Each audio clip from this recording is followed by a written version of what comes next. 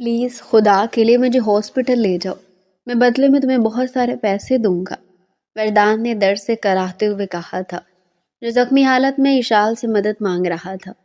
اس گھنے جنگل میں ان کے کالج کی ٹرپ آئی تھی، 2 دن ان کا سٹے تھا۔ اشال کے بابا کا فارم ہاؤس بھی ادھر تھا۔ جب اس نے اسے زخمی حالت میں دیکھا تو اسے اس اجنبی شخص پر رحم آ گیا اور اس نے فوراً میڈم ابریش سے کہا، یہ تو میرے شوہر ہے۔ پھر اسے قریبی ہاسپٹل لے گئی۔ وہاں اس کے بابا کے نام کی وجہ سے کوئی انکوائری نہیں ہوئی۔ اس کے ہوش تو تب اڑے جب لیڈی ڈاکٹر نے کہا، مس اشال، ان کی شرٹ اتاریں پلیز بابا، مجھے ٹرپ پر سہیلیوں کے ساتھ جانے کی اجازت دے دیں، میری سب سہیلیوں کے لیے یہ آخری موقع ہے، میرے کالج میں آخری سال ہے، اب میرا دل چاہتا ہے کہ اپنی سہیلیوں کے ساتھ وقت گزاروں، میں پھر کہاں ان سے مل سکوں گی؟ اشال منہ بسوڑتے ہوئے بولی تھی۔ ساجد صاحب جو اس وقت اپنی فائل میں الجھے ہوئے تھے، اشال کی بات پر ذرا نظر اٹھا کر اسے دیکھا۔ بیٹا، ہر بات پر ضد نہیں کرتے، جب بڑے کسی بات سے منع کر دے تو بڑوں کی بات مان کر چپ ہو جاتے ہیں، نہ ان سے بحث کرتے اور نہ ہی کسی بات پر تنگ کرتے ہیں۔ مگر بابا، اشال تڑپنے لگے تھے، جب میں نے آپ کو ایک بات سمجھا دی ہے تو آپ بار بار ضد کیوں کر رہی ہیں؟ اب جائیں اپنے کمرے میں اور اپنی پڑھائی کریں، آپ کے پیپرز میں کچھ وقت رہ گیا ہے، میں چاہتا ہوں کہ اس بار آپ اچھے نمبروں سے کامیاب ہوں، اگر آپ فرسٹ پوزیشن لیں گی تبھی میں آپ کو گاڑی لے کر دوں گا اور تبھی آپ کا یونیورسٹی میں ایڈمیشن بھی کرواؤں گا، ٹھیک ہے بابا؟ میں آپ سے وعدہ کرتی ہوں کہ میں بہت اچھے سے پڑھائی کروں گی، اچھے نمبر لوں گی، مگر بابا پلیز، یہ میری آپ سے درخواست ہے، میری سب سہیلیوں نے مجھے بار بار اصرار کیا ہے کہ میں ان کے ساتھ چلوں، پچھلی بار بھی آپ نے مجھے نہیں جانے دیا تھا۔ اب اشال کی آنکھوں میں آنسو آ گئے تھے، وہ اپنی جگہ سے اٹھ کر ساجد صاحب کے پاؤں میں آ کر بیٹھ گئی تھی اور ان کے گھٹنے پر اپنا ہاتھ رکھ دیا تھا۔ ساجد صاحب کے لیے ہمیشہ ہی اپنی بیٹی کی آنکھوں میں آنسو دیکھنا بہت مشکل تھا۔ ایک گہرا سانس لے کر انہوں نے فائل کو ایک طرف رکھ دیا تھا اور پھر اشال کو ہاتھ پکڑ کر اپنے برابر والی کرسی پر بٹھا دیا۔ بیٹا، مجھے تمہیں انکار کرنا اچھا نہیں لگتا، آج تک میں نے تمہاری کبھی کسی بات، کسی خواہش کو ادھورا نہیں رہنے دیا، مگر بیٹا یہ میری مجبوری ہے، میں تم سے بہت پیار کرتا ہوں، اگر تمہیں کچھ ہو گیا تو تب میں کیا کروں گا؟ وہ بے بسی سے بولے تھے۔ ارے بابا، آخر آپ کو خطرہ کس بات کا ہے؟ آپ مجھے بتائیں۔ بیٹا، میرے بہت سارے دشمن ہیں اور میں یہ نہیں چاہتا کہ کوئی تمہیں نقصان پہنچا دے، بس اتنی سی بات۔ بابا، آپ میرے ساتھ کسی سیکیورٹی گارڈ کو بھیجیں، بلکہ کام کرتے ہیں، میں دن بھر اپنی دوستوں کے ساتھ گھوموں گی اور شام کو اپنے فارم ہاؤس میں چلی جایا کروں گی۔ آپ کے فارم ہاؤس میں تو آپ کے بہت سارے ملازم رہتے ہیں، وہاں ہم کو کوئی خطرہ نہیں ہوگا، آپ کو اطمینان بھی رہے گا۔ اشال کی تجویز پر ساجد صاحب کچھ سوچ میں پڑ گئے تھے۔ چلو ٹھیک ہے، اگر تمہاری یہ ضد ہے تو میں تمہاری بات ماننے کے لیے تیار ہوں، لیکن بیٹا دھیان سے رہنا، کوئی گڑبڑ نہ ہونے پائے، اگر تمہیں کچھ ہو گیا تو میں جیتے جی مر جاؤں گا۔ ساجد صاحب اتنے کیوں پریشان تھے؟ اس بات کا اشال کو اندازہ نہیں تھا۔ وہ نہیں جانتی تھی کہ اس کے باپ کو کچھ لوگوں کی طرف سے دھمکیاں وصول ہو رہی تھی، وہ انہیں اشال کے حوالے سے بہت بار دھمکا چکے تھے، تبھی تو ساجد صاحب کا دل بھی بری طرح گھبرا رہا تھا۔ انہوں نے اپنی بیوی کو کھو دیا تھا، اپنی دوسری بیٹی کو بھی بچپن میں ہی کھو دیا، اب وہ اشال کو نہیں کھونا چاہتے تھے۔ یہ دشمنی اب سے نہیں بلکہ سال ہر سال سے چلی آ رہی تھی۔ دوسرے گاؤں کے قبیلے کے ساتھ ان کی ہمیشہ سے ہی انبن تھی، پرکھوں کے زمانے سے وہ دونوں قبیلے ایک دوسرے کے جانی دشمن تھے، ایک دوسرے کو نقصان پہنچانا، موقع دے کر قتل کر دینا اور پھر منظر سے غائب ہو جانا، بس یہی ان کا وتیرہ تھا۔ اشال نے کمرے میں آتے ہی اپنی سہیلیوں کو فون کیا اور انہیں خوشخبری سنائی کہ میں نے بابا سے اجازت لے لی ہے، اب میں تم لوگوں کے ساتھ گھومنے کے لیے جاؤں گی۔ اس کی سہیلیاں بھی سن کر بہت خوش ہوئی تھی۔ اشال نے ٹرپ پر جانے کی ساری تیاری مکمل کر لی تھی، اسے یقین تھا کہ بابا اجازت دے دیں گے، تبھی تو اس نے اپنی سہیلیوں کے ساتھ جا کر شاپنگ بھی کر لی تھی۔ اشال نہیں جانتی تھی کہ کوئی اور بھی تھا جس نے اس کی ساری باتوں کو سنا تھا اور اس کی ایک ایک حرکت کو دیکھ رہا تھا۔ اشال اس بات سے بے خبر تھی، اس کے کمرے میں کیمرے لگے ہوئے تھے اور اس کیمرے میں دور بیٹھا ہوا وہ شخص اس کی ایک ایک حرکت کو دیکھ سکتا تھا۔ وہ کیا سوچتی تھی، کیا بولتی تھی، کہاں جاتی تھی، کہاں سے آتی تھی، ہر ایک بات کی اس آدمی کو خبر ہوتی تھی۔ اس وقت بھی وہ اپنے موبائل سکرین پر اشال کو اپنے کمرے میں خوشی سے جھومتا ہوا دیکھ رہا تھا۔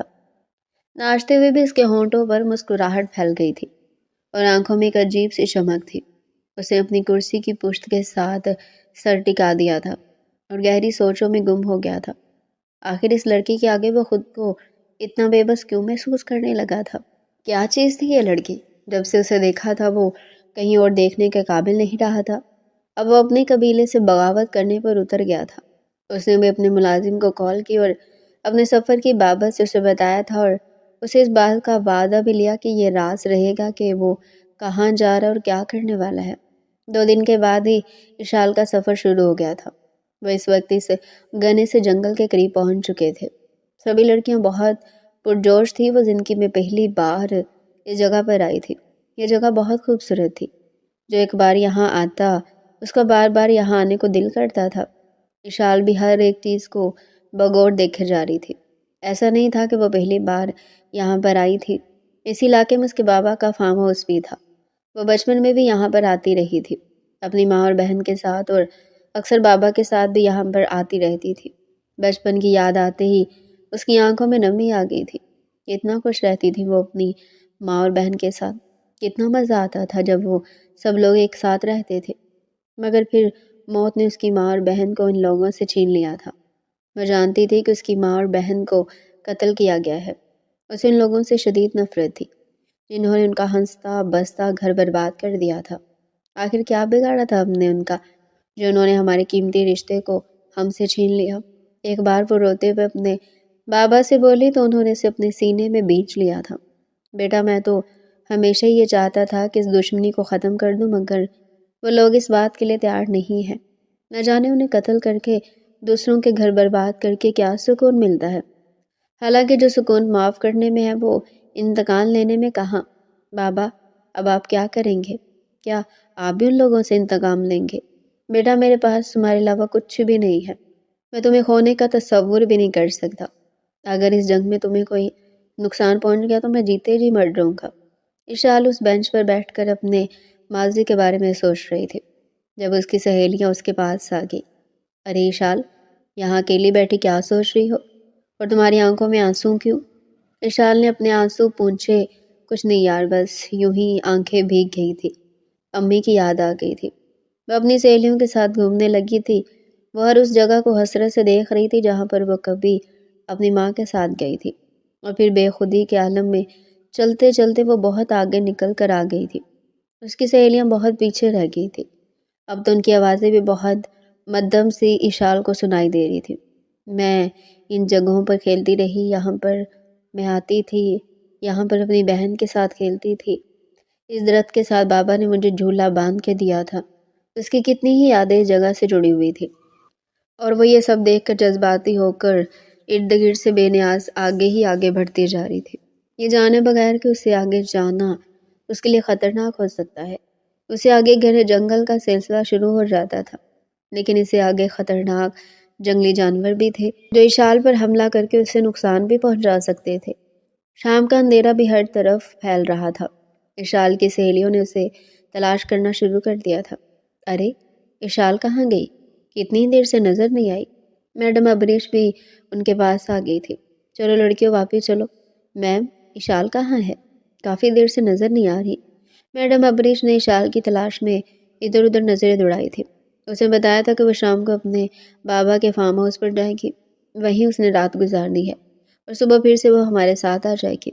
मुझे लगता है कि वो अपने फार्म हाउस पर चली गई होगी।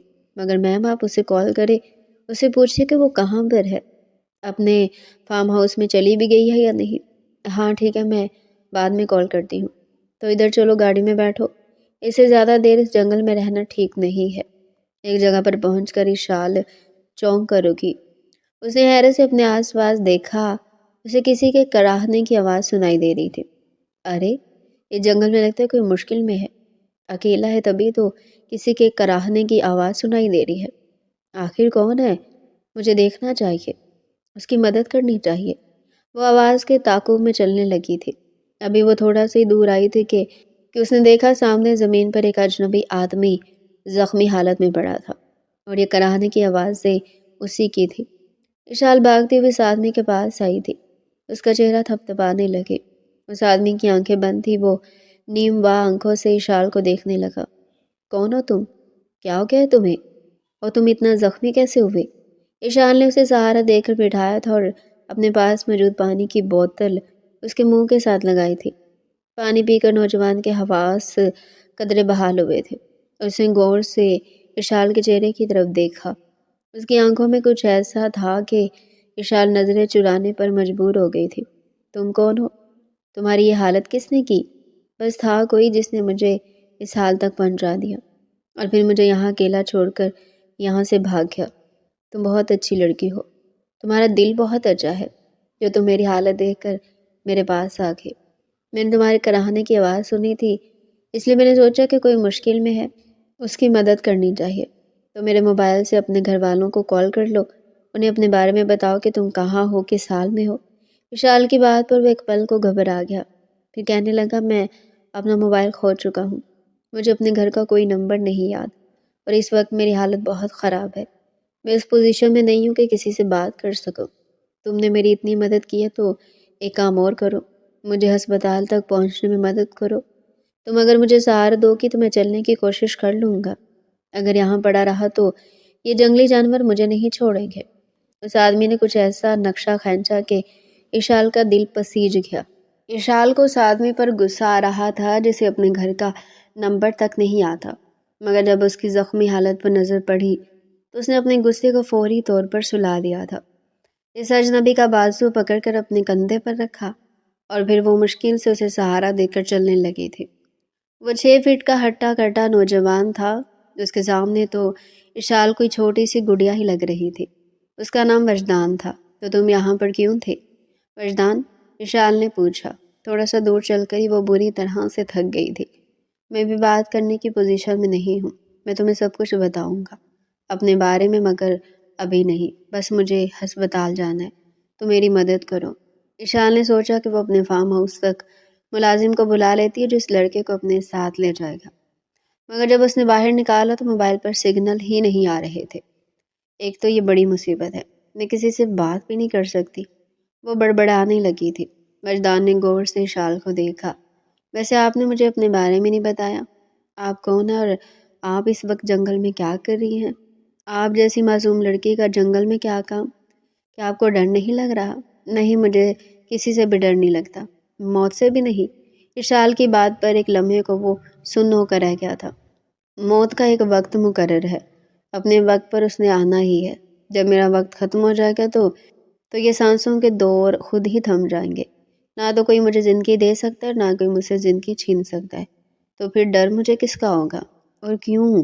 اشال کی بات نے وجدان کو لاجواب کر دیا تھا۔ وہ مشکل ہی چلتے گھسیٹتے وہ لوگ جنگل سے نکل کر آئے تھے۔ سامنے میڈم ابریش کھڑی تھی۔ انہوں نے جب اشال کو دیکھا تو حیران رہ گئی۔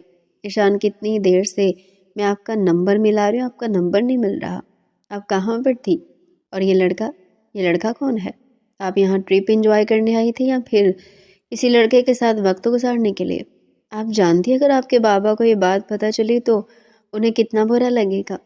میڈم ابریش کا پارا چڑھ گیا تھا، وہ بہت غصے میں بات کر رہی تھی۔ اشان نے مشکل اسے اپنے غصے پر قابو پایا تھا۔ میڈم، کوئی بات کرنے سے پہلے انسان سوچ لیتا ہے، یہ میرے جاننے والے نہیں ہے، انہیں میں نے جنگل میں زخمی حالت میں دیکھا تو ان کی مدد کر دی، انہیں میں ہسپتال لے کر جا رہی ہوں تاکہ ان کی مرہم پٹی کروا سکوں۔ میڈم ابریش کچھ کہتے کہتے رکی تھی۔ چلو ٹھیک ہے، میں تمہاری مدد کر دیتی ہوں۔ میڈم ابریش ان دونوں کے ساتھ ہسپتال میں آئی تھی، کیونکہ ہسپتال کا عملہ اشال کے بابا کو اچھے سے جانتا تھا۔ ان کے یہاں بہت جان پہچان تھی اور میڈم ابریش کے بھی جان پہچان کے لوگ تھے، اسی لیے کسی قسم کی کوئی انکوائری نہیں کی گئی۔ میڈم ان دونوں کو وہیں چھوڑ کر واپس چلی گئی تھی، کیونکہ اشال کا فارم ہاؤس بھی ہسپتال کے بالکل قریب ہی تھا اور اشال نے کہہ دیا تھا کہ اس نے اپنے ملازم کو بلا لیا، وہ اس کے ساتھ اپنے فارم ہاؤس پر چلی جائے گی۔ تبھی میڈم ابریش بھی مطمئن ہو کر واپس چلی گئی، جبکہ اشال وہیں پر اس آدمی کے ساتھ رکی تھی۔ جب اشال کمرے سے نکلنے لگی تو وجدان نے اس کا ہاتھ پکڑ لیا تھا۔ دیکھو، میرا دل گھبرا رہا ہے، یہاں میرے ساتھ کوئی بھی نہیں ہے، تم یہیں پر رکو، جب میرا ہاتھ تمہارے ہاتھ میں رہے گا تو مجھے کسی قسم کی تکلیف محسوس نہیں ہوگی۔ اشال کو بہت عجیب سا محسوس ہوا تھا، آج سے پہلے کسی نامحرم نے اسے چھوا تک نہیں تھا، نہ ہی اس نے کبھی کسی نامحرم کو اتنے قریب سے دیکھا تھا۔ وہ پچھلے 1 گھنٹے سے اس آدمی کے ساتھ تھی۔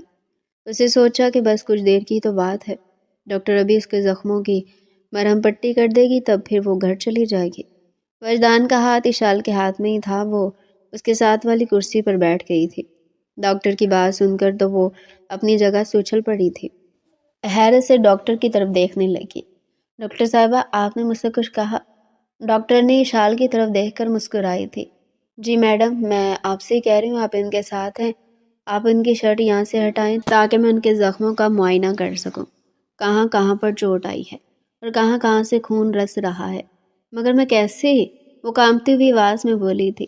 ارے میڈم جلدی کریں، ان کا پہلی خون کافی بہہ گیا ہے، ایسا نہ ان کی طبیعت زیادہ خراب ہو جائے۔ مجھے اور بھی مریضوں کو دیکھنا ہے، بہت سارے مریض میرے انتظار میں ہے۔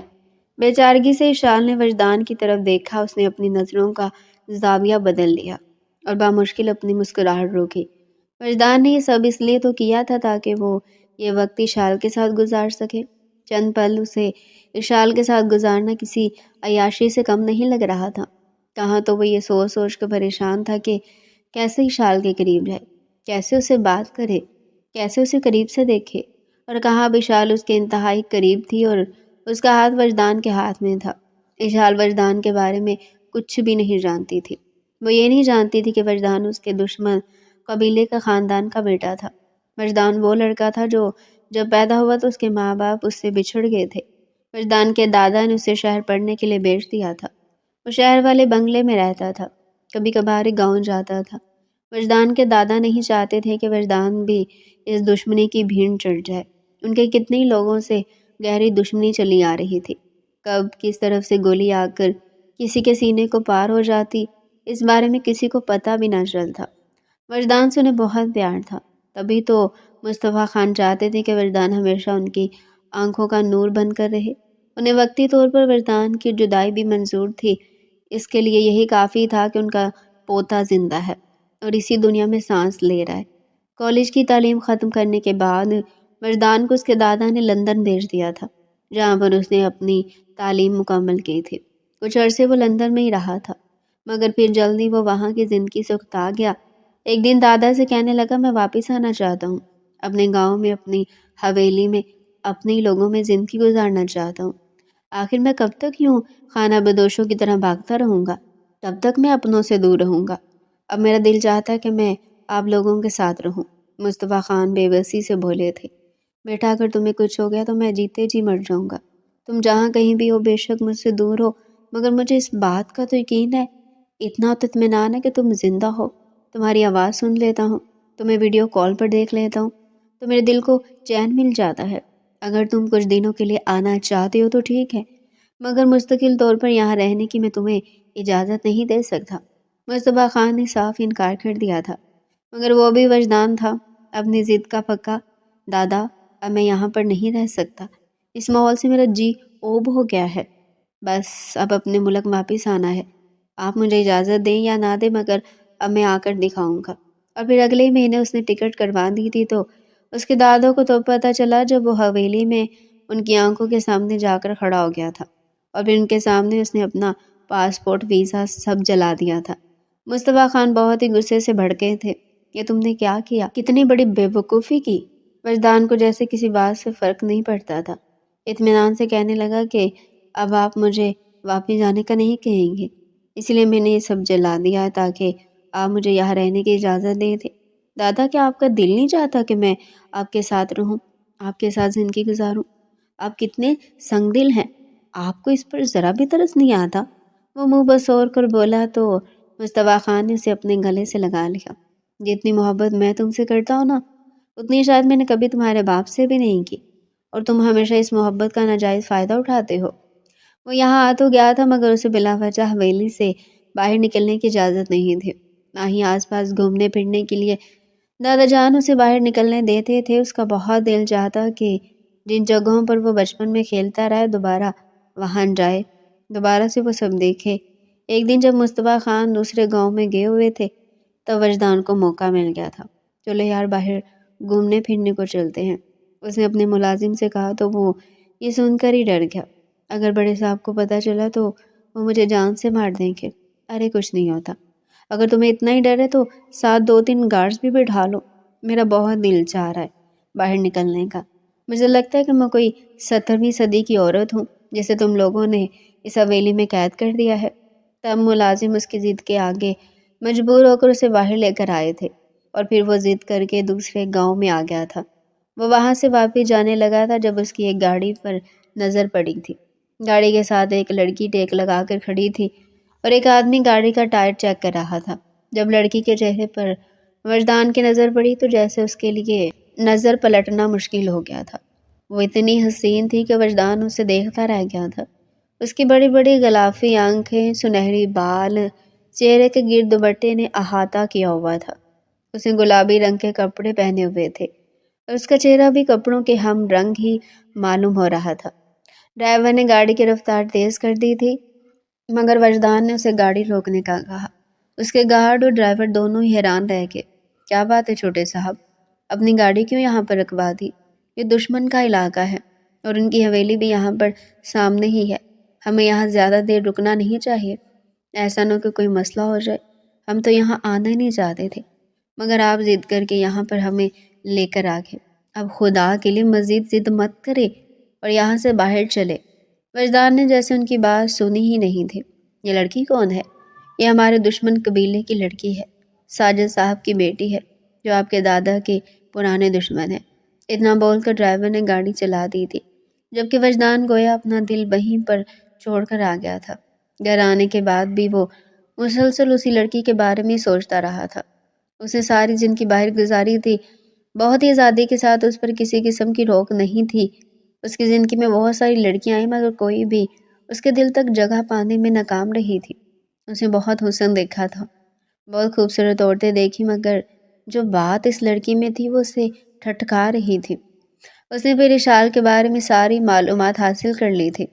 وہ جان گیا تھا کہ یہ لڑکی کون ہے، کیا کرتی ہے، کہاں پڑھتی ہے، کب جاتی اور کب آتی۔ غرض یہ کہ وجدان کو ساری معلومات حاصل ہو گئی تھی۔ اب وہ سوچ رہا تھا کہ وہ ایسا کیا کرے کہ اس حویلی میں ایک بار داخل ہو جائے اور اس لڑکی کو قریب سے دیکھے۔ ہر وقت وہ اس سے باخبر رہنا چاہتا تھا۔ ایک دن پھر اسے موقع مل ہی گیا تھا جب مصطفیٰ خان اپنے ایک دوست کی شادی پر گئے تھے۔ انہوں نے وجدان کو بھی ساتھ چلنے کو کہا، مگر وجدان نے صاف انکار کر دیا۔ حالانکہ وہ کافی دنوں سے اسی انتظار میں تھا کہ کب گاؤں میں کچھ شادی اور وہ شادی کو انجوائے کر سکے، مگر وہ کچھ سوچ کر انکار کر رہا تھا۔ مصطفیٰ خان نے بہت اصرار کیا مگر وجدان خان کی نہ ہاں میں نہیں بدلے۔ وہ اگر جانتے ہوتے کہ وجدان کے دل میں کیا چل رہا ہے، وہ کتنا خطرناک منصوبہ بنا رہا، تو وہ کبھی بھی اسے اکیلا چھوڑ کر نہ جاتے۔ اس رات وجدان گاڑی لے کر باہر نکلا تو ملازم ایک بار پھر سے اس کے سامنے آ گئے تھے۔ چھوٹے صاحب، خدا کے لیے اپنے آپ پر اور ہم پر رحم کریں۔ آپ حویلی سے اس وقت باہر مت جائیں۔ اگر بڑے صاحب کو یہ بات پتہ چلی تو وہ آپ کو تو شاید کچھ نہ کہیں، مگر وہ ہماری جان لے لیں گے۔ وہ ہمارے ذمے یہ بات لگا کر گئے ہیں کہ ہم آپ کا خیال رکھیں۔ اگر آپ کو کچھ ہو گیا تو ہم لوگ بھی زندہ نہیں بچ سکیں گے۔ ارے کچھ نہیں ہوتا مجھے، یہ تم لوگ بھی ڈر کر زندگی گزارنا چھوڑ دو۔ میں بس یہاں قریب ہی جا رہا ہوں، جلدی واپس آ جاؤں گا۔ تو پھر آپ اکیلے مر جائیں، کسی گارڈ کو ساتھ لے کر جائیں۔ مگر وجدان نے صاف انکار کر دیا۔ وہ جانتا تھا کہ اگر کوئی ملازم اس کے ساتھ گیا تو وہ کبھی بھی اسے اپنے مقصد میں کامیاب نہیں ہونے دے گا۔ یہی سوچ کر وجدان نے صاف انکار کر دیا تھا۔ اس کی گاڑی کا رخ دوسرے گاؤں کی طرف تھا، اشال کے گاؤں کی طرف۔ حویلی کے قریب پہنچ کر اس نے تھوڑا سا دور گاڑی روک دی تھی، پھر چھپتے چھپاتے ہوئے اس حویلی کے پاس پہنچ گیا تھا۔ حویلی کے بیرونی دیوار کے پاس پہنچ کر اس نے ذرا سا دیوار سے جھانک کر اندر دیکھا تو اسے ایک طرف ملازم نظر آئے تھے۔ اب اگر وہ چھلانگ لگا کر اندر جاتا تو سب کی نظر میں آ جاتا۔ تبھی اس نے ایک منصوبہ بنایا۔ وہ حویلی کے سامنے حصے کی طرف گیا اور باہر سے پتھر اٹھا کر حویلی کی طرف پھینکے، اور پھر بھاگتے ہوئے ایک درخت کے پیچھے جا کر چھپ گیا تھا۔ جو اس نے سوچا تھا وہی ہوا تھا۔ سبھی ملازم اب حویلی کے پہلے حصے کی طرف ہی متوجہ ہو گئے تھے۔ وہ دیکھنے لگے تھے کہ یہاں پر کون ہے۔ جب وجدان نے دیکھا کہ کوئی بھی اس کی طرف متوجہ نہیں ہے، وہ آسانی سے حویلی میں جا سکتا ہے، اس نے حویلی کی عقبی دیوار پھلانگی اور آہستہ قدموں سے چلتا ہوا وہ حویلی میں داخل ہو گیا تھا۔ حویلی بہت بڑی تھی بڑے بڑے ستونوں والی وہ ستون کے پیچھے چھپتے ہوئے آگے ہی آگے بڑھتا جا رہا تھا۔ کسی ملازم کو اندازہ بھی نہیں تھا کہ ان کے دشمن قبیلے کا لڑکا ان کی حویلی میں گھس کر آ گیا ہے۔ وجدان کو انتظار تھا تو صرف اس بات کا کہ کبھی یہ ملازم اس کے سامنے سے ہٹ جائے تو وہ حویلی میں داخل ہو جائے۔ تھوڑی دیر کے بعد اسے اس بات کا بھی موقع مل گیا تھا۔ اب وہ آہستہ قدموں سے چلتا ہوا حویلی کے اندرونی حصوں میں گھوم رہا تھا۔ یہاں پر بھی جگہ جگہ ملازم موجود تھے، کسی کی بھی اس پر نظر پڑ نہیں سکتی تھی۔ وہ چپکے سے باہر نکل کر آ گیا۔ جس مقصد کے لیے آیا تھا وہ مقصد تو ادھورا رہ گیا تھا۔ اگر زندگی رہی تو میں دوبارہ یہاں پر آؤں گا اور اس لڑکی کو قریب سے ضرور دیکھوں گا جس نے میری آنکھوں سے نیندیں چرا لی ہیں، میرے دل کا سکون جس نے زائل کر دیا ہے۔ وہ دبے قدموں واپس جا رہا تھا جب اس کی ایک کھڑکی پر نظر پڑی تھی اور پھر اس کے قدم وہیں پر جم گئے تھے۔ ارے، جس کام کو میں مشکل سمجھ رہا تھا وہ کام تو بہت آسان ہے، وہ مسکراتے ہوئے زیر لب بولا تھا۔ یہ کمرہ اشال کا تھا۔ اس وقت وہ کتاب ہاتھ میں اٹھا کر کمرے میں چہل قدمی کرتے ہوئے پڑھائی کر رہی تھی۔ وجدان کتنی دیر تک اسے دیکھتا رہا تھا۔ اشال کو وہ جیسے کسی کی نظروں کی تپش کا احساس ہو گیا تھا۔ وہ بھی بوکھلا کر اپنے آس پاس دیکھنے لگی تھی تو وجدان درخت کی اوٹ میں ہو گیا تھا۔ اشال نے چونک کر صحن میں دیکھا اور پھر کندھے اچکا کر وہ اپنی سرگرمی میں مشغول ہو گئی تھی۔ جب اکتا گئی تو لائٹ آف کر کے اس نے کتاب کو سائڈ پر رکھا اور پھر سو گئی۔ وجدان کو یقین ہو گیا کہ وہ سو چکی ہے۔ تب چستی سے وہ کھڑکی پھیلا کر اس کے کمرے میں آیا تھا۔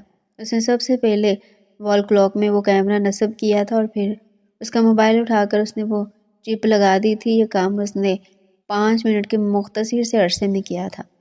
کمرے میں ہلکی ہلکی روشنی تھی، کھڑکی سے چاند کی روشنی چھن چھن کر کمرے میں آ رہی تھی اور اس چاند کی چاندنی میں اشال کا چہرہ بہت حسین لگ رہا تھا۔ اپنا کام مکمل کرنے کے بعد وہ کتنی دیر تک اشال کی طرف ہی دیکھتا رہا تھا، پھر اس کے گالوں کو اپنے ہاتھوں سے نرمی سے چھوا، اس کے ماتھے پر اپنی محبت کی مہر ثبت کی اور پھر جس طرح سے آیا وہ اسی طرح سے واپس چلا گیا۔ وجدان کے کمرے سے نکلنے کے 2 منٹ بعد ہی اشال کی آنکھ کھلی تھی۔ اسے عجیب سا احساس ہو رہا تھا، اپنے آس پاس مردانہ پرفیوم کی مہک محسوس ہو رہی تھی۔ ارے، مجھے ایسے کیوں لگ رہا ہے جیسے ابھی کوئی میرے پاس آیا تھا؟ کہ میرا وہم ہے یا سچ میں کوئی تھا؟ اشال نے کھڑکی اندر سے بند کر دی تھی اور دوبارہ سے اپنے بستر پر جا کر لیٹ گئی، مگر اس کی نیند بری طرح سے ٹوٹ چکی تھی۔ وہ بری طرح ڈسٹرب ہو گئی تھی۔ اس کے ڈسٹرب ہونے کی کیا وجہ تھی یہ اشال خود بھی نہیں جانتی تھی۔ وجدان جب اپنے کمرے میں واپس آیا تو وہ مسکرا رہا تھا۔ آج اپنے محبوب کو قریب سے دیکھا تھا اور اب وہ ہر لمحے سے باخبر رہنے والا تھا۔ اسے کیمرہ اپنے موبائل میں آن کیا تو اشال کو جاگتا ہوا پایا۔ او محترمہ، میری موجودگی کو محسوس کریے، جلدی تم تک میری محبت کی آنچ بھی پہنچ جائے گی، تم میری محبت کو محسوس کر لو گی اور پھر میری محبت میں اتنا ہی پاگل ہوگی جتنا کہ میں۔ اس کے بعد ہم دونوں اپنے قبیلے کی اس پرانی دشمنی کو ختم کر کے محبت میں بدل دیں گے اور اس رشتے کو نیا نام دے دیں گے۔ اس دن کے بعد سے وجدان اس کی ہر بات سے باخبر تھا۔ وہ کہاں جاتی ہے، کس سے بات کرتی ہے، ہر ایک چیز وجدان کو معلوم تھی۔ اس کے ٹرک کے بارے میں بھی جب وجدان کو پتہ چلا تو اس نے سوچا کہ یہی موقع ایک بار پھر سے اسے قریب سے دیکھنے کا اور اسے اپنے بارے میں بتانے کا، اس بار اپنا آپ آشکار کرنے کا۔ وہ اشال کے قریب ہو کر اسے اپنی محبت کا اظہار کرنا چاہتا تھا۔ اسے یقین تھا کہ اشال اس کی محبت کو قبول کر لے گی۔ اسے بھلا کس چیز کی کمی تھی؟ خوبصورت تھا، جوان تھا، امیر تھا اور لڑکیوں کو یہی سب تو چاہیے۔ وجدان نے سوچ لیا کہ اشال کو اپنے قبیلے کے بارے میں نہیں بتائے گا۔ جب وہ اس کی محبت میں بری طرح گل ہو جائے گی تو اس کے بعد اس پر اپنا سچ آشکار کرے گا اور پھر دونوں مل کر اس خاندانی دشمنی کا خاتمہ کر دیں گے۔ اس لیے وہ اشال کے پیچھے پیچھے یہاں پر آ گیا تھا۔ اشال کی محبت میں اس نے خود ہی اپنے آپ کو بری طرح سے زخمی کیا تاکہ اشال کے دل میں اپنے لیے ہمدردی پیدا کر سکے، اس کے قریب ہو سکے، اور اب وہ اس کے انتہائی قریب کھڑی تھی، اپنے کامتے ہاتھوں سے اس کی شرٹ کے بٹن کھول رہی تھی۔ وجدان زیر لب مسکراتے ہوئے اس کی طرف دیکھ رہا تھا۔ اس کی آنکھوں میں شرارت صاف ناچ رہی تھی۔ ڈاکٹر نے اس کا معائنہ کیا، کہنے لگی یہاں پر تو سب ٹھیک ہے، چوٹ شاید ان کے صرف بازو اور ٹانگ پر ہی آئی ہے۔ آپ بتائیں مسٹر، آپ کی کیسی طبیعت ہے؟ آپ کو کہاں کہاں درد ہو رہا ہے؟ کہاں پر چوٹ لگی ہے آپ کو؟ اب وہ وجدان سے پوچھ رہی تھی۔ اشال کو کچھ عجیب محسوس ہو رہا تھا۔ وجدان کی ٹک باندھی ہوئی نظریں اس کے ہاتھ کی مضبوط گرفت اشال کو نہ چاہتے ہوئے بھی اس کے بارے میں سوچنے پر مجبور کر گئی تھی۔ دوسری طرف اپنے گھر میں بیٹھے ساجد صاحب کو بھی وجدان کے بارے میں پتہ چل گیا تھا۔ ان کے ملازم نے بتایا کہ اشال کسی زخمی کو اسپتال میں لے کر آئی ہے اور وہ بھی اشال کے پاس ہی ہے۔ یہ سن کر وہ چونک کر رہ گئے تھے۔ میری بیٹی بہت بھولی ہے، کبھی کبھی بہت بے وقوفی بھی کر جاتی ہے۔ یہ آدمی پتہ نہیں کون ہے، کہیں میرے دشمن کا آدمی تو نہیں، مجھے بھی وہاں جانا ہوگا۔ یہ سنتے ہی انہوں نے اسی وقت اپنا سفر شروع کر دیا تھا۔ جب اسپتال آئے تو سیدھا وہ اشال کے پاس چلے آئے تھے۔ وجدان کو دیکھ کر انہوں نے اطمینان کا سانس لیا تھا، کیونکہ یہ آدمی بہت پڑھا لکھا سوبر دکھائی دے رہا تھا، جبکہ ان کے قبیلے کے لوگ تو اجڑ اور گنواڑ تھے۔ تمیز تو انہیں چھو کر بھی نہیں گزری تھی۔ یہ نوجوان جس نے پینٹ شرٹ پہنی ہوئی تھی، چہرے پر ہلکی ہلکی شیو تھی، شرافت اس کے چہرے سے صاف نمایاں تھی۔ تبھی انہیں اطمینان ہو گیا کہ ان کی بیٹی کو کوئی خطرہ نہیں ہے۔ اس نے سچ میں کسی کی مدد کی ہے، نہ کہ وہ دشمن کے جال میں پھنسی ہے۔ اشال بابا کو دیکھ کر حیران رہ گئی تھی۔ ارے بابا، آپ یہاں پر؟ آپ کب آئے؟ بس بیٹا، تمہارے بغیر دل نہیں لگ رہا تھا، میں نے سوچا کہ جہاں میری بیٹی ہے نا، میں بھی وہیں پہ چلتا ہوں۔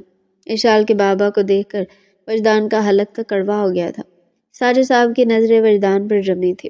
وہ وجدان کے چہرے اور لباس پر پھیلی غیر معمولی تہذیب کو دیکھ رہے تھے، جو ان کے دشمن قبیلے کے اجڑ لوگوں سے میل نہیں کھاتی تھی۔ بس بیٹا، تمہارے بغیر دل نہیں لگ رہا تھا، میں نے سوچا کہ جہاں میری بیٹی ہے میں بھی وہیں پہ چلتا ہوں۔ ساجد صاحب نے اپنی بیٹی کو پیار سے دیکھا اور پھر وجدان کی طرف متوجہ ہوا۔ بیٹے، تم نے میری بیٹی کے کپڑوں پر خون کے دھبے لگا دیے ہیں۔ میں امید کرتا ہوں کہ تم بہت جلد ٹھیک ہو جاؤ گے۔ میں ساجد خان ہوں اور یہ میری بیٹی اشال ہے۔ وجدان فوراً سنبھل گیا اور بے بسی اور معصومیت کا لبادہ اوڑھ لیا۔ اس نے نرم لہجے میں جواب دیا، جس میں شہر کے لہجے کی جھلک تھی۔ جناب، میرا نام وجدان ہے۔ سب پہلے میں آپ دونوں کا بہت شکریہ ادا کرنا چاہتا ہوں۔ آپ کی بیٹی نے میری جان بچائی ہے۔ میں ایک غریب لاوارث انسان ہوں، شہر سے یہاں کام کی تلاش میں آیا تھا۔ میرے ساتھ بہت برا ہوا، ڈاکو نے مجھے مارا پیٹا اور سب کچھ چھین کر بھاگے۔ خدا کا شکر ہے کہ اپنی بیٹی کو میں جنگل میں کراہتا ہوا مل گیا، ورنہ جنگلی جانوروں نے مجھے ختم کر دینا تھا۔ ساجد صاحب کا سخت دل ایک لمحے میں موم ہو گیا۔ ان کی آنکھوں میں ہمدردی ابھر آئی۔ ان کے لیے تصور کرنا بھی مشکل تھا کہ ایک معصوم انسان پر ان کے علاقے میں اتنا ظلم ہوا۔ تمہارے گھر والے کہاں ہیں؟ بیٹا، تم اس حال میں چھوڑ کر وہ کہاں چلے گئے؟ ساجد صاحب نے ایک باپ کی نرمی سے پوچھا۔ وجدان نے ٹھنڈا سانس بھرا، اس کی آنکھیں نم ہو گئی۔ جناب، میرا کوئی نہیں ہے۔ میرے والدین بچپن میں ایک حادثے میں فوت ہو گئے تھے۔ میں کسی طرح شہر میں بڑھتا رہا، چھوٹے موٹے کام کرتا رہا۔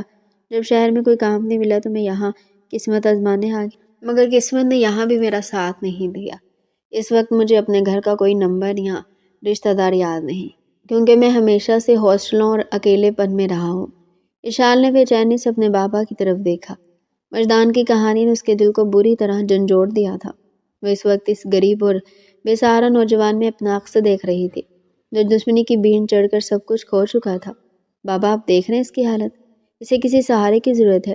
اشال نے دھیمی آواز میں التجا کی۔ ساجد صاحب سوچ میں پڑ گئے تھے، انہیں وجدان پر ترس آ رہا تھا۔ وہ اشال کی دردمندی دیکھ رہے تھے۔ آخرکار انہوں نے فیصلہ کر لیا۔ ٹھیک ہے بیٹا وجدان، میں اشال کا والد ہوں، مگر آج سے تم مجھے اپنا بڑا بھائی یا باپ سمجھو۔ تم پریشان نہ ہو، اشال تمہیں یہاں سے ہمارے فارم ہاؤس لے جائے گی، تم 2 دن وہاں آرام کرو، صحت مند ہو جاؤ گے، پھر میں تمہارے لیے شہر میں کوئی اچھا کام تلاش کروں گا۔ تمہاری تعلیم کیسی ہے؟ ساجد صاحب نے وجدان کے ہاتھ پر شفقت سے ہاتھ رکھا۔ جناب، میں نے شہر میں BA تک تعلیم حاصل کی ہے۔ بہت خوب، میں تمہیں کبھی بھوکا اور بے روزگار نہیں دیکھوں گا۔ تم جاؤ میرے فارم ہاؤس پر، میرے ملازم تمہارا خیال رکھیں گے۔ اشال، تم اس کا خیال رکھنا اور دیکھو کوئی کوتاہی نہ ہو۔ ساجد صاحب نے اشال کو سختی سے ہدایت کی۔ ٹھیک ہے بابا، آپ فکر نہ کریں۔ اشال خوشی سے وجدان کی طرف متوجہ ہوئی، جس کی آنکھوں میں ساجد صاحب کی شفقت دیکھ کر ایک لمحے کو شرمندگی کی لہر دوڑ گئی تھی۔ یہ ساجد خان کا ایک روپ تھا جو اسے ان کے دشمنوں نے کبھی نہیں دکھایا گیا تھا، مگر اس کے دل میں اشال کے قریب رہنے کا جنون اس شرمندگی پر حاوی ہو گیا۔ وجدان نے اٹھتے ہوئے ساجد صاحب کا شکریہ ادا کیا اور اشال کے ساتھ ہسپتال کے کمرے سے باہر نکل آیا۔ فارم ہاؤس پر 2 دن کا جادو۔ فارم ہاؤس کا ماحول خوبصورت، پرسکون اور ہرے بھرے درختوں سے گھرا ہوا تھا۔ اشال نے اپنے ملازموں کو وجدان کی دیکھ بھال کی سخت ہدایت کی، مگر اس نے خود اس کا خیال رکھنے کا فیصلہ کیا۔ کمرے میں وجدان کو ٹھہرایا گیا۔ دوپہر کا وقت تھا اور کمرے کی کھڑکی سے دلکش منظر دکھائی دے رہا تھا۔ اشال اپنے ہاتھوں سے وجدان کو سوپ پلا رہی تھی، جبکہ وجدان کی آنکھیں مسلسل اشال کے چہرے اور اس کی معصومیت اور اس کی محبت بھری دیکھ بھال کا جائزہ لے رہی تھی۔ آپ کو اس وقت شہر سے نوکری کی تلاش میں نہیں نکلنا چاہیے تھا۔ اب دیکھیے کیا ہو گیا، اشال نے پیار سے ڈانٹتے ہوئے کہا۔ کیا کرتا، بھوک اور بے بسی بہت بری چیز ہے۔ میں نے سوچا کہ نئے علاقوں میں شاید کوئی نیا راستہ کھل جائے، مگر یہاں تو وجدان نے بات ادھوری چھوڑ دی اور مصنوعی تھکن کا اظہار کرتے ہوئے کراہنے لگا۔ اشال فوراً پریشان ہوگی۔ کیا اوور درد ہو رہا ہے آپ کو؟ آرام کرنا چاہیے، میں ابھی ایک گولی لے کر آتی ہوں۔ وجدان نے اشال کا ہاتھ پکڑ کر روک لیا۔ نہیں، مت جاؤ، جب تم میرے پاس ہوتی ہو تو مجھے کسی قسم کا درد محسوس نہیں ہوتا، بس تم یہی رہو، تھوڑی دیر میرے پاس بیٹھو۔ اشال کا دل وجدان کی اس بے تکلفی پر ایک عجیب سی خوشی محسوس کر رہا تھا۔ آج تک کسی لڑکے نے اسے اتنے قریب سے نہیں چھوا تھا، نہ اسے اتنی جذباتی بات کی تھی۔ وہ شرم سے سرخ ہوگی، مگر ہاتھ نہیں چھڑوایا۔ وجدان، آپ بتاؤ، آپ نے شہر میں کیا پڑھا؟ آپ کے کیا خواب ہے؟ اشال نے موضوع بدلتے ہوئے پوچھا۔ وجدان نے اپنے چہرے پر سنجیدگی طاری کی، گویا وہ اپنے خوابوں کو یاد کر رہا ہو۔ میرے خواب میں ہمیشہ یہی خواب دیکھا ہے کہ میں خوب پڑھوں، ایک اچھا انسان بنوں اور اس دنیا میں کچھ مثبت تبدیلی لاؤں، مگر غریبی نے ہمیشہ میرے راستے روکے ہیں۔ میرے کپڑوں اور میرے لہجے سے میں شاید غریب نہیں لگتا، مگر اندر سے میں ٹوٹا ہوا ہوں۔ مجھے سب سے زیادہ خوف اس بات کا ہے کہ کوئی مجھ پر بھروسہ نہیں کرے گا، مجھے کوئی نوکری نہیں دے گا، کیونکہ میرا کوئی پس منظر نہیں ہے۔ وجدان کا یہ مفصل جھوٹ، جس میں سچائی کی معمولی سی آمیزش تھی، اشال کے دل پر گہرا اثر کر گیا۔ آپ کو پریشان ہونے کی ضرورت نہیں ہے۔ بابا نے وعدہ کیا اور بابا اپنے وعدے کے پکے ہیں۔ جب تک آپ یہاں ہیں نا، آپ مجھے اپنا دوست سمجھے، میں آپ کو اس علاقے میں رہنا سکھاؤں گی اور آپ کی مدد کروں گی۔ پہلے دن انہوں نے دیر تک باتیں کی۔ وجدان نے اشال کے خوابوں، اس کے پیپرز اور اس کے دوستوں کے بارے میں پوچھا۔ اشال نے بھی وجدان کو اپنے بچپن کی کہانیاں سنائی اور اپنی ماں اور بہن کو کھونے کا درد بھی بیان کیا۔ وجدان اس وقت یہ بات اچھی طرح سمجھ گیا تھا کہ وہ انتقام کی آگ میں جلی ہوئی ہے۔ اگلے دن وجدان کا زخم تیزی سے بڑھنے لگا۔ اس نے فارم ہاؤس کے باغ میں اشال کے ساتھ ہلکی سی چہل قدمی کی۔ سورج کی روشنی میں اشال کی معصومیت اور خوبصورتی سے مزید اپنی طرف کھینچ رہی تھی۔ اسے محسوس ہو رہا تھا کہ وہ ایک ایسا خطرناک کھیل کھیل رہا ہے جس کا انجام بہت خوفناک ہو سکتا ہے، مگر اشال کی محبت میں وہ اس حد تک گر چکا تھا کہ اسے کسی چیز کی پرواہ نہیں تھی۔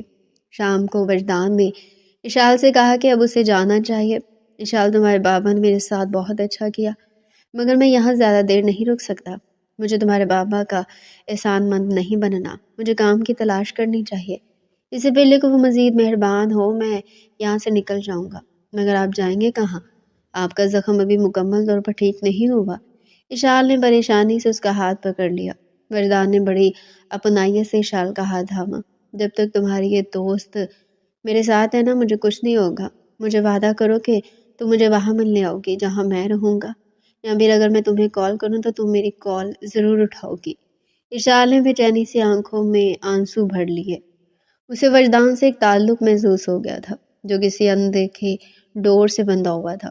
میں وعدہ کرتی ہوں، میں آپ کی مدد ضرور کروں گی اور آپ کو کبھی اکیلا محسوس نہیں ہونے دوں گی۔ وجدان ایک فتح کی مسکراہٹ کے ساتھ وہاں سے رخصت ہوا۔ اس نے ملازمہ سے ایک پرانا موبائل لیا اور اشال کا نمبر لے کر وہاں سے چلا گیا، یہ کہہ کر کہ اسے شہر جانا ہے، مگر حقیقت میں وہ قریبی شہر میں ایک خوبصورت فلیٹ میں چلا گیا تھا جو کہ اس کے والد کے ایک ملازم کی ملکیت تھا۔ 3 کالج کی ملاقاتیں اور محبت کا پختہ سفر۔ وجدان کے جانے کے بعد اشال کا دل اداس رہنے لگا۔ اس کا سارا دھیان پڑھائی سے ہٹ گیا تھا۔ اسے ہر وقت وجدان کا خیال آتا رہتا تھا، وہ خوبصورت آنکھیں جو معصومیت اور بے بسی کا تاثر دیتی تھی، اور وہ آواز جو اسے سکون بخشتی تھی۔ 2 دن بعد اشال اپنے کالج پہنچی۔ پڑھائی میں اس کا دل نہیں لگ رہا تھا۔ جیسے ہی کالج کی چھٹی ہوئی، وہ جلدی سے باہر نکلنے لگی۔ اچانک اس کے موبائل پر ایک انجان نمبر سے کال آئی۔ ہیلو، میں وجدان بول رہا ہوں۔ تم نے وعدہ کیا تھا کہ میری کال ضرور اٹھاؤ گی۔ وجدان کی دلکش آواز اشال کے کان میں پڑی۔ وجدان آپ کیسے ہیں؟ آپ کہاں ہیں؟ اشال کی آواز میں بے ساختہ خوشی اور بے چینی تھی۔ میں ٹھیک ہوں، تمہاری یاد آ رہی تھی تو سوچا کہ کال کر لوں، وجدان نے دھیمے اور پراثر لہجے میں کہا۔ اور ہاں، ایک ضروری بات، کالج کے گیٹ سے باہر آ کر دائیں طرف دیکھو، میں تمہیں بہت دیر سے دیکھ رہا ہوں۔ اشال نے حیرت سے کالج کے مین گیٹ کی طرف دیکھا اور ایک سیاہ رنگ کی شاندار گاڑی سے ٹیک لگائے سیاہ لباس میں ملبوس وجدان مسکرا رہا تھا۔ اس کی پیشانی پر لگے زخم کا نشان اس کی مردانگی میں مزید اضافہ کر رہا تھا۔ اشال کو اپنے قدموں میں ایک عجیب سی ہلکی پن محسوس ہوا۔ اسے لگا کہ وہ اس کے لیے ہزاروں میل کا سفر طے کر کے آیا ہے۔ تمہیں حیرت ہوئی؟ وجدان نے اشال کے قریب آتے ہوئے پوچھا۔ مجھے لگا تھا کہ آپ بہت دور شہر چلے گئے ہوں گے، آپ یہاں کیا کر رہے ہیں؟ اشال کی آواز میں ناراضگی نہیں بلکہ محبت کی خوشبو تھی۔ میں تمہیں اکیلا نہیں چھوڑ سکتا تھا، مجھے تمہارے قریب رہنا تھا تاکہ تمہارے بابا کے دیے ہوئے احسان کا بدلہ چکا سکوں۔ وجدان نے مہارت سے محبت کو احسان کا نام دیا۔ میں نے شہر میں نوکری کی تلاش شروع کر دی ہے، مگر تمہارے کالج کے قریب ہی میرا راستہ گزرتا ہے۔ میں روز یہاں سے گزر کر تمہیں دیکھ لیا کروں گا اور تمہیں اپنی خیریت بتا دیا کروں گا۔ اس دن سے یہ معمول بن گیا۔ اشال روزانہ کالج کے بعد وجدان سے مختصر ملاقات کرتی، جسے وجدان ایک حادثاتی ملاقات کا رنگ دیتا۔ وہ اکثر اسے چائے یا جوس پلاتا اور اس کی پڑھائی کے بارے میں پوچھتا۔ ان ملاقاتوں میں وجدان ہمیشہ خود کو ایک غریب مگر باہمت نوجوان کے روپ میں پیش کرتا جو زندگی میں کچھ بننا چاہتا ہے۔ اشال اس کی سادگی، اس کی ذہانت اور اس کی ہمت پر فریفتہ ہوتی چلی گئی۔ وہ وجدان کی غربت میں سب کچھ بھول جاتی تھی۔ اسے لگتا تھا کہ اس کی زندگی کا سچا ساتھی اس سے مل گیا ہے، جو بے سہارا ہے مگر دل کا بہت امیر ہے۔ وجدان نے بھی اپنے قبیلے کی دشمنی اور اشال کے خاندان کے ساتھ اپنے تعلق کو بہت احتیاط سے چھپا رکھا تھا۔ اس کے لیے اشال کی محبت اس کے قبیلے کی بقا سے زیادہ اہم ہو چکی تھی۔ اسے معلوم تھا کہ ساجد خان اشال کو کھونے کے ڈر سے اسے کبھی قبول نہیں کرے گا، مگر وہ اشال کی محبت میں اتنا یقین رکھتا تھا کہ وہ ایک بار جب اشال کو اپنے جذبات کی گہرائی سے آگاہ کرے گا تو وہ اس کا ساتھ ضرور دے گی۔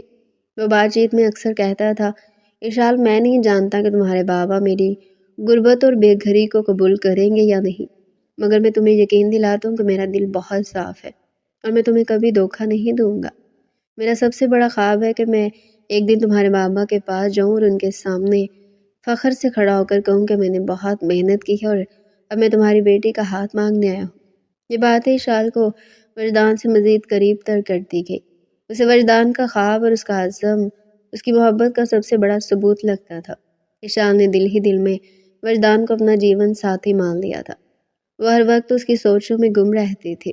وہ نہیں جانتی تھی کہ وہ جس محبت کے جال میں پھنسی ہوئی وہ ایک بہت بڑی دشمنی کی بنیاد پر کھڑا ہے۔ اشال کی محبت اب اپنے عروج پر پہنچ چکی تھی۔ وہ ہر وقت وجدان کے بارے میں سوچتی، اپنی سہیلیوں سے بھی بات کرتے ہوئے اس کی زبان پر وجدان کا نام ہٹ جاتا تھا۔ اسے یہ احساس تھا کہ وہ ایک ایسے نوجوان سے محبت کری جس کی کوئی سماجی حیثیت نہیں، مگر اس کی محبت، اس کی سچائی اور اس کی معصومیت اشال کے لیے سب سے بڑی دولت تھی۔ وہ دل ہی دل میں عہد کر چکی تھی کہ اگر دنیا اس کے اور وجدان کے بیچ آئی تو وہ وجدان کا ساتھ کبھی نہیں چھوڑے گی۔ اب وہ ہر لمحہ قریب آ رہا تھا جب وجدان کو اپنے مقصد کی آخری سیڑھی پر قدم رکھنا تھا۔ وہ وقت جب وہ اشال کے سامنے سچ کو پیش کرتا، اس امید کے ساتھ کہ محبت دشمنی پر غالب آئے گی۔ چار محبت کا اظہار اور سچ کا خوفناک انکشاف۔ ایک شام وجدان نے اشال کو کالج کے قریب ایک ویران مگر خوبصورت پارک میں بلایا۔ موسم دلکش تھا، ہلکی ہلکی ہوا چل رہی تھی اور سورج غروب ہو رہا تھا۔ اشال کو معلوم تھا کہ آج کوئی خاص بات ہونے والی ہے، کیونکہ وجدان کی آواز میں ایک عجیب سی گھبراہٹ اور شدت تھی۔ اشال جیسی وہاں پہنچی، اس نے دیکھا کہ وجدان ایک بینچ پر بیٹھا، اس کا چہرہ کسی گہری سوچ میں ڈوبا ہوا ہے۔ وہ ایک دم اٹھا اور اشال کے قریب آیا۔ اشال، میں تم سے آج ایک بہت ضروری بات کرنے والا ہوں، ایسی بات جو شاید تمہاری زندگی بدل دے، اور میں نہیں جانتا کہ تم کیا فیصلہ کرو گی۔ وجدان نے اپنا ہاتھ اشال کے ہاتھوں پر رکھ دیا، اس کی آنکھوں میں گہری نظر ڈالی۔ اشال کا دل زور سے دھڑک رہا تھا۔ وجدان، بولو، تم کیوں گھبرا رہے ہو؟ مجھے تم پر پورا بھروسہ ہے، جو بھی بات ہے میں تمہیں کبھی نہیں چھوڑوں گی۔ وجدان کی آنکھوں میں آنسو آ گئے۔ یہ آنسو جھوٹے نہیں تھے بلکہ اس خوف کا نتیجہ تھے کہ وہ اپنی محبت کو کھو نہ دے۔ اشال، میں تم سے بے انتہا محبت کرتا ہوں۔ جب سے تمہیں پہلی بار دیکھا میں کہیں اور دیکھنے کے قابل نہیں رہا ہوں۔ تم میری زندگی ہو، میرا وجود ہو، اور تمہارے بغیر میری کوئی پہچان نہیں۔ میں نہیں جانتا کہ تم میرے اس جذبے کو قبول کرو گی یا نہیں، مگر میں تم سے صرف اور صرف محبت کرتا ہوں۔ اشال نے خوشی سے اپنی آنکھیں بند کر لی۔ یہ وہ لمحہ تھا جس کا وہ بے چینی سے انتظار کر رہی تھی۔ وجدان، میں بھی تم سے محبت کرتی ہوں۔ میں تمہاری غریبی، تمہاری بے گھری، تمہاری ہر چیز سے محبت کرتی ہوں۔ مجھے تمہارا پس منظر نہیں چاہیے، مجھے صرف تم چاہیے۔ وجدان نے سکون کا گہرا سانس لیا، پھر ایک لمحے کی خاموشی کے بعد اسے اپنے چہرے پر ایک تلخ حقیقت کا سایہ ڈال لیا۔ اب وقت تھا سچ بولنے کا۔ اشال، میں نے تم سے ایک بہت بڑا جھوٹ بولا ہے۔ میں وہ وجدان نہیں ہوں جو تمہارے سامنے پیش ہوا۔ میں غریب نہیں ہوں، نہ میں لاوارث ہوں۔ میرے پاس سب کچھ ہے، دولت ہے، خاندان ہے، حویلی ہے۔ میں نے تمہیں وہ جھوٹ صرف اس لیے بولا کیونکہ میں تمہارے قریب رہنا چاہتا تھا۔ میں نے وہ زخم خود کو اس لیے لگایا تاکہ تم مجھ پر رحم کھاؤ اور میں تمہارے ساتھ وہ چند پل گزار سکوں۔ اشال کا چہرہ حیرت اور صدمے سے سفید پڑ گیا۔ اس نے وجدان کا ہاتھ جھٹک دیا۔ یہ کیا کہہ رہے ہو تم جھوٹے ہو؟ تم نے بابا کی شرافت کو، میری ہمدردی کو استعمال کیا، مگر کیوں؟ اس کی آواز میں گہرا غم اور غصہ تھا۔ میں تمہیں سب بتاؤں گا۔ میرے پاس ایک اور سچ بھی ہے۔ وجدان نے اپنے آپ کو سنبھالا اور مضبوطی سے کہا، اشال، میں تمہارے دشمن قبیلے کا بیٹا ہوں۔ میں مصطفیٰ خان کا پوتا ہوں، وہی شخص جسے تمہارے بابا اپنا سب سے بڑا دشمن مانتا ہے۔ یہ الفاظ اشال کے لیے گولی کی طرح تھے۔ اس کی آنکھوں کے سامنے اندھیرا چھا گیا۔ وہی قبیلہ جس نے اس کی ماں اور بہن کو قتل کیا، جس نے اس کے گھر کو برباد کیا، آج اس کا بیٹا اس کے سامنے کھڑا اسے محبت کا دعویٰ کر رہا تھا۔ تم قاتل خاندان کے بیٹے ہو، اشال نے چیخ کر کہا۔ اس کی آنکھوں میں محبت کی جگہ نفرت نے لے لی۔ تم نے میرے گھر والوں کو قتل کیا، تم میرے پاس کس لیے آئے ہو؟ مجھے بھی ختم کرنے کے لیے، مجھے بھی میرے بابا سے چھیننے کے لیے؟ تم میرے سب سے بڑے دشمن ہو وجدان۔ تم یہ کس نے حق دیا کہ تم میری زندگی میں داخل ہو کر مجھے محبت کے نام پر دھوکہ دو؟ خدا کی قسم اشال، میں یہاں تمہیں نقصان پہنچانے نہیں آیا تھا، میں یہاں تم سے محبت کرنے آیا تھا۔ وجدان نے آہستگی سے اس کے قریب آنے کی کوشش کی۔ میں اس دشمنی کا حصہ نہیں ہوں۔ میرا دل چاہتا ہے کہ میں یہ خون ریزی ختم کر دوں۔ میں تمہیں پہلی نظر میں اپنا دل دے بیٹھا تھا۔ میں نے اپنے دادا سے بغاوت کی، اپنا وطن چھوڑا صرف تمہارے قریب رہنے کے لیے۔ میں جانتا ہوں کہ یہ سچ بہت کڑوا ہے، مگر یہ بھی سچ ہے کہ میں تمہیں دیکھ کر ہی اس دشمنی کو ختم کرنے کا عزم کر چکا تھا۔ میرے لیے تمہاری محبت اس قبیلے کی نفرت سے زیادہ قیمتی ہے۔ محبت تم قاتلوں کی نسل سے ہو، تم کیسے توقع کر سکتے ہو کہ میں تمہیں معاف کر دوں گی؟ تمہاری ساری باتیں، تمہارا دکھ، تمہاری غربت، سب جھوٹ تھا۔ تم ایک جاسوس تھے، ایک دشمن تھے جو میرے بابا کے قریب آ کر انہیں نقصان پہنچانا چاہتے تھے۔ اشال نے شدت سے روتے ہوئے کہا۔ اس کا دل بری طرح ٹوٹ چکا تھا۔ دور ہو جاؤ مجھ سے وجدان، تم نے میرے ساتھ بہت غلط کیا۔ اب میں تم پر کبھی بھروسہ نہیں کروں گی۔ تم اپنے قبیلے کی اور میں اپنے قبیلے کی، اور ہمارے درمیان خون کا ایک سمندر ہے جسے تمہاری محبت کا جھوٹ کبھی نہیں بھر سکتا۔ اشال نے تیزی سے قدم بڑھائے اور روتی ہوئی وہاں سے بھاگے۔ وجدان سر جھکائے وہاں کھڑا رہ گیا۔ اس نے سچ بول دیا تھا مگر محبت کے ہاتھوں اپنا سب کچھ کھو دیا۔ 5 رشتوں کی جنگ اور صلح کا قدم اشال گھر پہنچی تو اس نے اپنے آپ کو کمرے میں بند کر لیا اور بے تحاشا روتی رہی۔ اس کا وجدان کے لیے پیار اور اس کے قبیلے کے لیے نفرت، یہ دو متضاد جذبے اس کے دل و دماغ میں جنگ کر رہے تھے۔ ساجد صاحب نے جب اشال کی آنکھوں میں مسلسل آنسو دیکھے تو وہ پریشان ہو گئے۔ انہوں نے اصرار کیا کہ وہ انہیں سب کچھ بتائے۔ جب اشال نے تمام حقیقت ساجد صاحب کے سامنے رکھ دی کہ وجدان کون ہے، اس نے کیسے جھوٹ بولا اور وہ کیوں آیا تھا، تو ساجد صاحب سکتے میں آ گئے۔ ان کا غصہ آسمان کو چھو رہا تھا۔ ان کی شرافت اور رحم دلی کو دشمن نے اس قدر استعمال کیا تھا۔ میں اس لڑکے کو زندہ نہیں چھوڑوں گا۔ اس کی اتنی ہمت، یہ ہمیں ختم کرنے کا منصوبہ بنا رہا تھا۔ ساجد صاحب نے اپنی بندوق اٹھا لی۔ بابا رکو، اشال نے سامنے آ کر ان کا راستہ روکا۔ اس کی آنکھوں میں آنسو تھے مگر آواز میں ایک عزم تھا۔ بابا، اس نے مجھ سے محبت کی ہے، اس نے خود کو زخمی کیا، وہ میرے لیے آیا تھا، میرے پیچھے پیچھے آیا تھا۔ اگر وہ ہمیں نقصان پہنچانا چاہتا تو وہ میرا دل جیتنے کا یہ لمبا راستہ کیوں چنتا؟ وہ ہماری کمزوری کا استعمال کیوں کرتا؟ اس نے خود مجھ سے کہا کہ وہ اس دشمنی کو ختم کرنا چاہتا ہے۔ تم اس کی باتوں پر یقین کر رہی ہو؟ ساجد صاحب حیران تھے۔ بابا، میں نے اس کی محبت دیکھی ہے۔ وہ اپنی سہیلیوں اور اپنی ماں بہن کو کھونے والی ایک لڑکی سے سچی محبت کر سکتا ہے۔ اسے اپنی محبت کے لیے اپنے قبیلے، اپنے دادا سے بغاوت کی ہے۔ اس کے دل میں نفرت نہیں ہے۔ اشال نے مضبوطی سے کہا، اگر آپ اسے مار دیں گے تو یہ دشمنی کبھی ختم نہیں ہوگی۔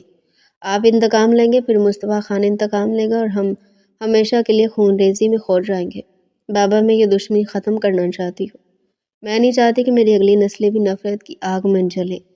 ساجد صاحب اپنی بیٹی کی آنکھوں میں محبت اور امن کی ایک نئی روشنی دیکھ رہے تھے۔ اشال کا درد اور اس کا امن کا پیغام انہیں روکنے پر مجبور کر گیا۔ وہ جانتے تھے کہ انہوں نے وردان کو مار دیا تو یہ جنگ ان کی زندگی کے آخری لمحے تک جاری رہے گی۔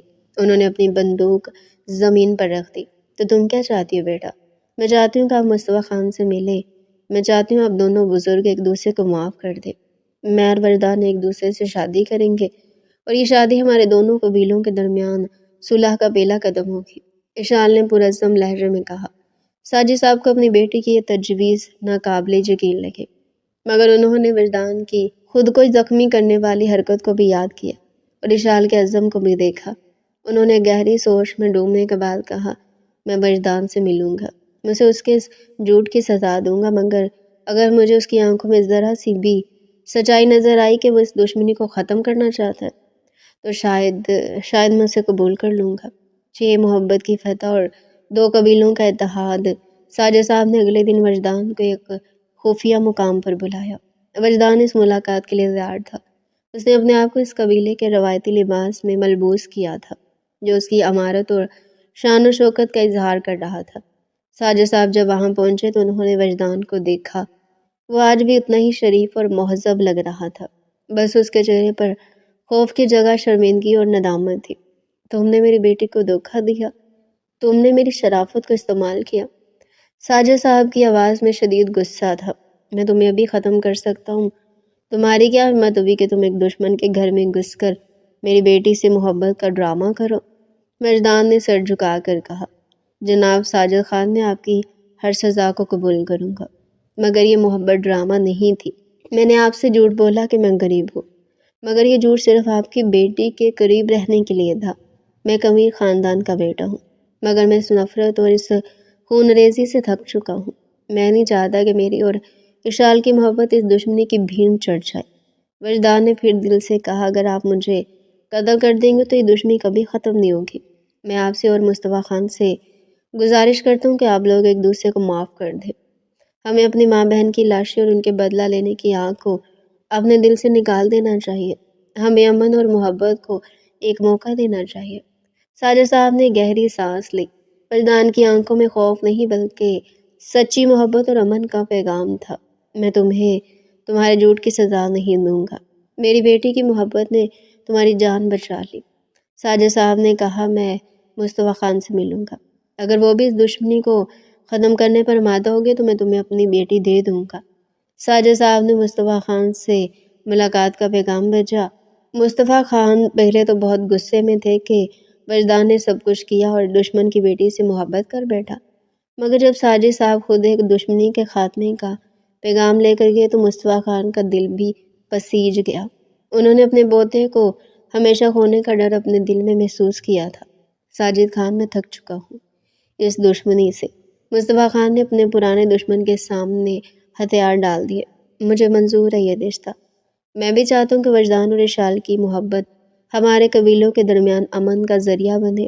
یوں ایک جھوٹ، محبت اور شرافت کے امتزاج سے دو پرانے دشمن قبیلوں کے درمیان امن کا معاہدہ ہو گیا۔ وجدان اور اشال کی شادی دھوم دھام سے ہوئی۔ یہ شادی صرف دو انسانوں کا نہیں بلکہ دو قبیلوں کا اتحاد تھا۔ شادی کے بعد دونوں قبیلوں کے لوگوں نے مل کر ایک دوسرے کو معاف کر دیا، پرانی رنجشیں بھلا دی گئی اور نئے دور کا آغاز ہوا۔ وجدان اور اشال کو ان کی سچی محبت کا انعام ملا۔ انہوں نے اپنے قبیلوں کو خونریزی کے ایک طویل سلسلے سے نکال کر امن اور محبت کی ایک نئی راہ پر ڈال دیا۔ ان کی کہانی آنے والی نسلوں کے لیے ایک مثال بن گئی کہ محبت میں اتنی طاقت ہوتی ہے کہ وہ سال ہر سال کی دشمنی کو بھی ختم کر سکتی ہے۔ تو ڈیئر پیارے ناظرین، یہ تھا آج کا ہمارا انٹرسٹنگ ناول۔ اگر آپ ایسے ہی ناول ہمارے چینل پر ڈیلی سننا چاہتے ہیں تو چینل کو جلدی سے سبسکرائب کریں، ویڈیو کو لائک کریں اور کمنٹ سیکشن میں اپنی رائے لازمی دیں۔